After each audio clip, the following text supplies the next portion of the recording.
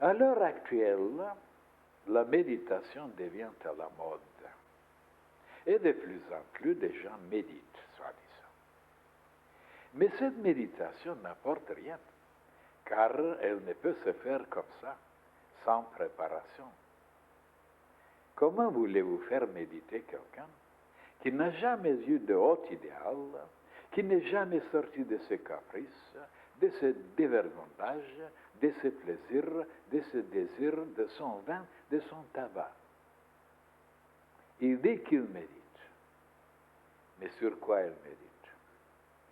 Sur l'argent, sur le pouvoir, sur un homme ou une femme à séduire, ou sur les gens, sur la poitrine d'une jeune fille. Il faut ajouter ça.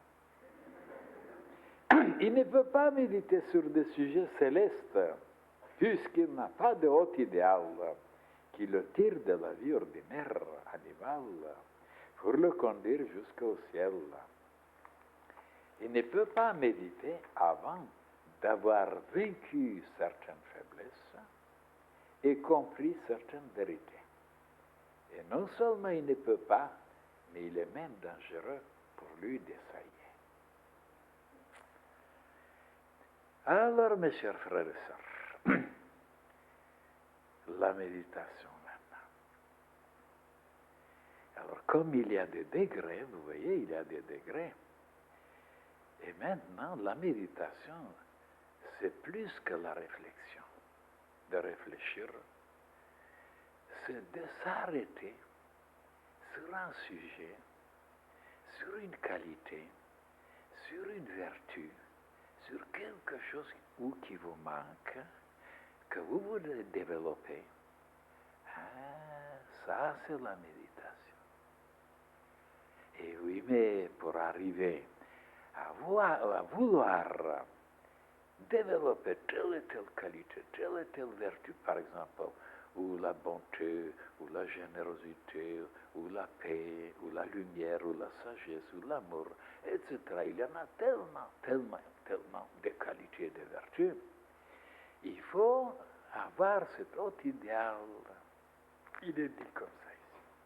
Et oui, mais qu'est-ce que c'est cet autre idéal?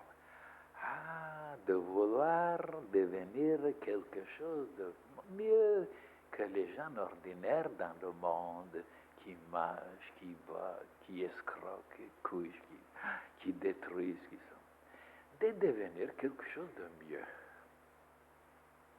Ça veut dire plus pur, plus parfait, plus intelligent, plus puissant. C'est un modèle, quoi, un modèle.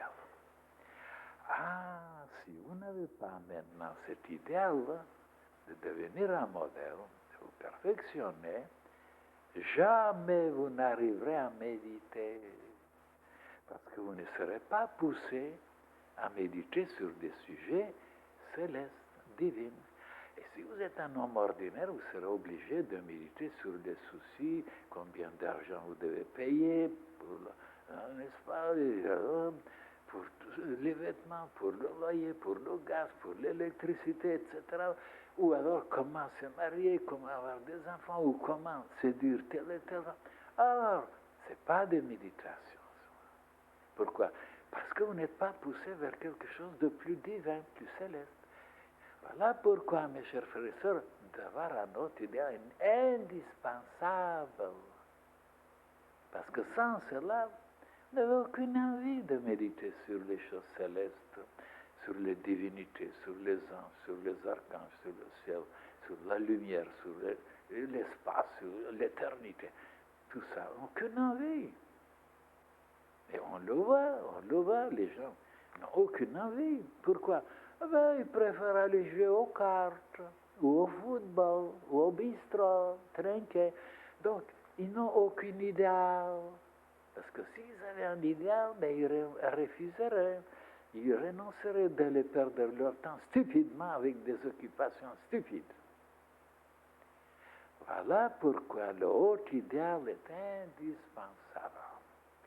Et à ce moment-là, quand vous avez besoin, vous voulez maintenant devenir quelque chose de mieux, plus beau, plus expressif, plus pur, pour épater la galerie même, si vous voulez. Alors, vous méditer, comment devenir comment se renforcer, comment résoudre tel problème, comment se libérer de certaines entraves. Et c'est ça la méditation. La méditation est basée sur quelque chose de plus spirituel. Quand c'est basé sur des affaires, sur des choses matérielles, ce n'est pas une méditation.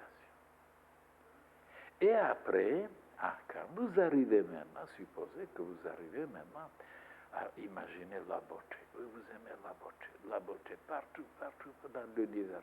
Les fleurs, les cristaux, les arbres, et les femmes même les hommes, tout. Les couleurs, tout.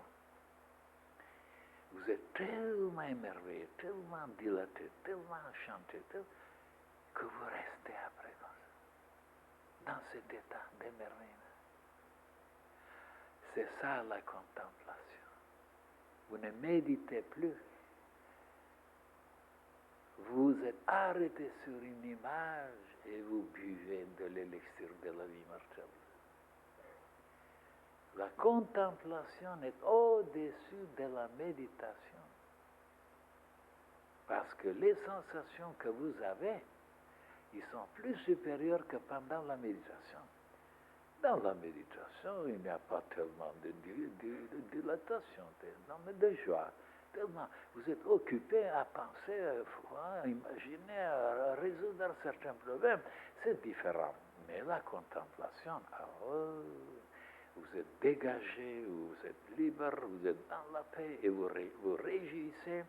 Et après, si vous voulez aller plus loin, parce qu'il y a des degrés, vous vous arrêtez sur le Seigneur et vous voulez vous identifier avec lui, devenir comme lui, comme Jésus qui disait, soyez parfaits, comme mon Père Céleste est parfait. De vouloir être parfait comme le Père Céleste, de s'identifier. Et maintenant, pour vous montrer combien les humains sont ignorants, je vous donnerai toujours des preuves. Parce que quand je dis quelque chose, moi, j'aime donner des preuves pour ne pas décevoir les frères et les sœurs.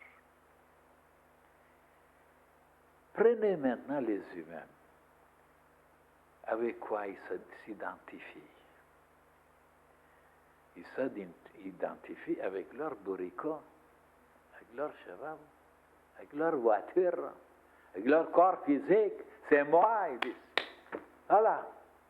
Regardez quelle stupidité, quelle ignorance. Ils ne savent pas qu'ils sont un esprit, une âme, quelque chose de pas matériel, quelque chose qui a des pouvoirs, des possibilités inouïes.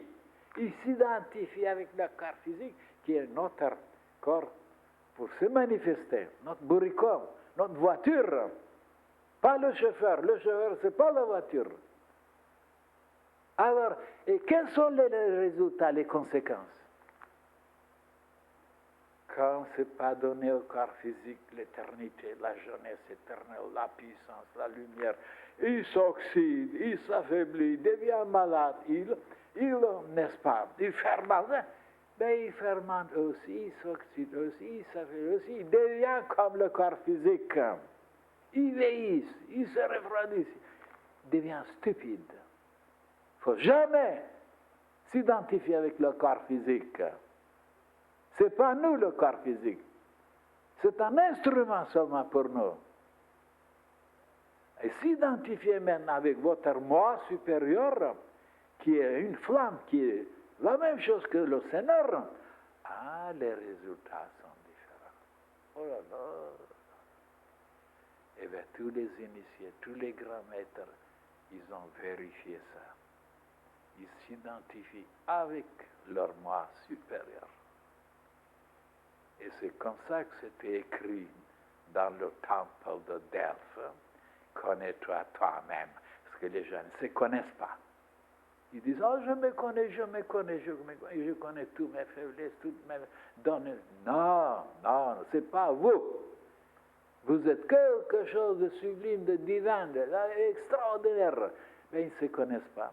Et c'est pourquoi c'était ajouté, répété, connais-toi toi-même. Mais ils ne sont pas arrêtés. Même les savants ne sont pas arrêtés là-dessus. Pourquoi se répéter toi-même? Les gens n'ont pas compris ça. Ils le répètent. Ils ne se connaissent pas. Ils s'identifient. Oh là là, que des choses à révéler, à expliquer aux humains qui se font du mal, qui périclitent. Parce qu'ils ne connaissent pas grand-chose. Mais il faut des années pour ça. Ce n'est pas dans une journée qu'on éclairera le monde. Il y a des choses, depuis 46 ans, qu'est-ce que je vous ai révélé?